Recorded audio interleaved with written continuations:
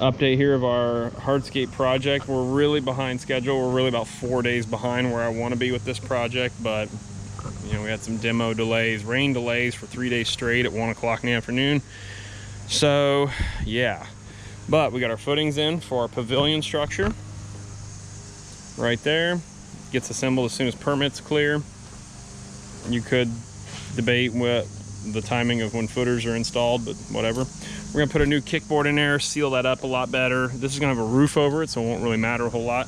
We build our steps here on lintels, so that normally a lot of times we'll build this up with base to hold that up, but you have the potential as you're working on the rest of the project, this base undermining, and you know, you get the edges undermined like that. But this way it's a solid setup there, but a nice, you know, we'd love to build more landing out into this thing, but real estate, we have very little space, and we can't drag that pavilion out forever because of a landing area.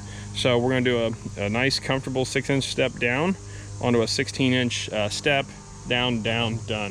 Gonna be awesome. We've got a couple, our clients insistent on this. I don't agree with the design of it necessarily, but we have a couple columns here and here that are gonna serve between the grill with some electric outlets in it. This is gonna be a fire pit that's gonna be accessed with a handful of giant chunks of flagstone to it. Might need to talk to the client about taking down this tree because that could be possibly a fire hazard. I don't know. We got all our big machinery here, not all of it, I guess, but the 595 for moving pallets. And actually, once we go to set those things there, the big 12,000-pound reversible plate compactor, which it can now, I suppose, leave the site. The ditch witch, just for super handy site access work. Porta-can. If you don't have a porta-can on your job, where are you guys going to the restroom at? Are they leaving? Are they driving off site and burning up gas in your tires in your truck to go to the restroom? How many times a day? Or if your clients aren't hip to it and they don't know you're pissing in their shrubs, that's not cool either. So, you know, that's not something a route we want to go necessarily. Some cool Beacon Hill flagstone in river color. It's gonna be really sharp looking. Really a beautiful project. Really looking forward to getting this thing completed. It's gonna be sharp.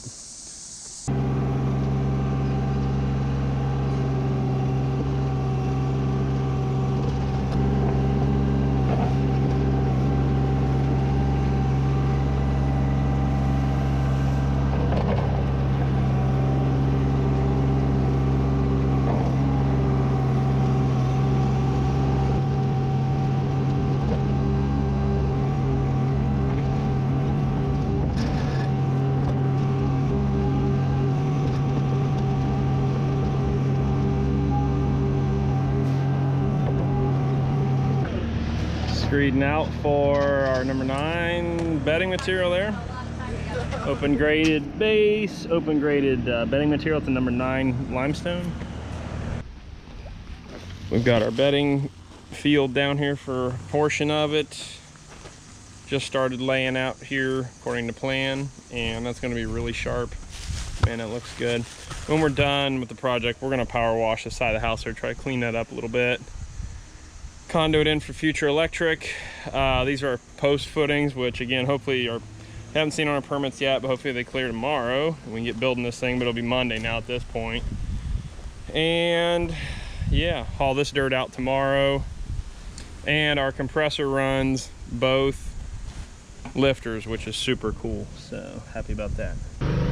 End of day cleanup stuff here. We'll keep a super sack on site to put all our trash in, then it'll go to the dumpster at the shop. All this dirt leaves tomorrow, hopefully. On sites where you can, Travis out here clean up the street. All that stuff takes tons of man hours. You gotta make sure you're pricing that into jobs, and I know we currently aren't pricing it in enough, I can tell you that. I wanna cut like handles in these or something, I don't know. Or like cut a real big hole in them in the center and on the end so you can grab them. You know those, right? Like that's our sewer manhole hooks. Oh, yeah. So you just hook it and drag it. That would be awesome. You think that'd be the way to go? All right. Oops. With doing the sheets of plywood like this, you can see it protects the yard from making a million trips on the yard. So.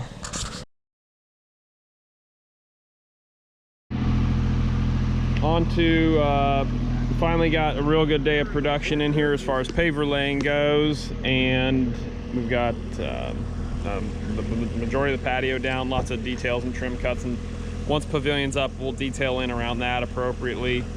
But Travis getting the columns set up there, guys checking dimensions, and we got more rain last night and this morning, so early September muddy site, which is kind of weird, but it's coming along and looking good. So really love this Copthorne product. It's a beautiful banding paver for any pavers. It just looks phenomenal. So just love having that down. Looks really good. So nice looking project. It's gonna be really awesome.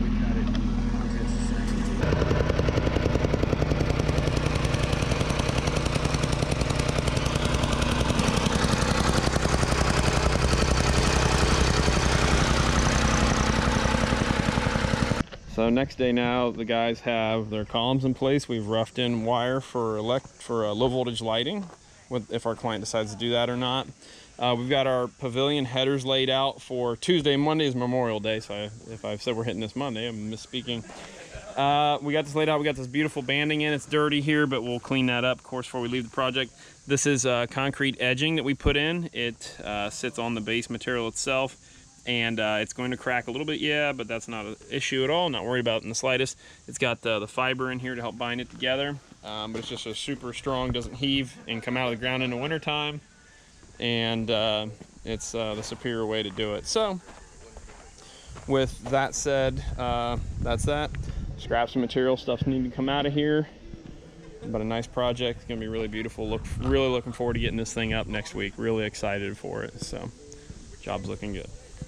On site here, Brian has been in town with us here over the weekend, checking things out, and I want to do a quick video on Brian's killing the owner-operator lawn care game, and something I was not killing when I was doing owner-operator lawn care, and I want to get a few value tips from Brian here, talking about how he's profitable with his lawn care business, Brian's Lawn Maintenance.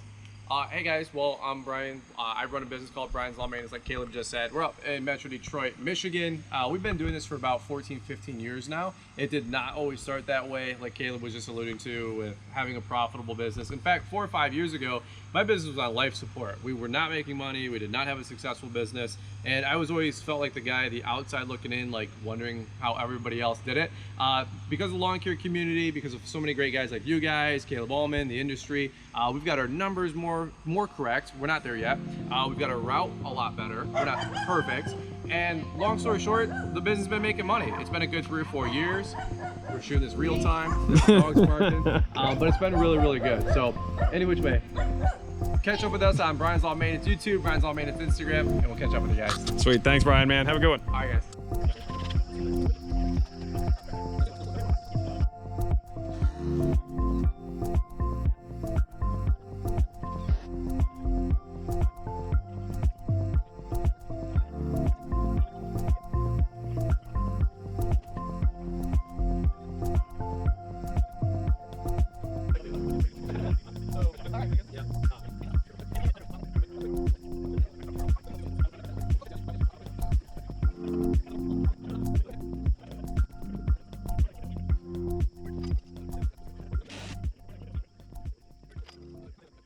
And one of the really cool things was on this concrete crew, they somehow or for some reason knew of us, and they said our homeowner's client mentioned they had us do a lot of their hardscape and landscape work. And they said, oh, yeah, you need to have Alman out here to build this wall.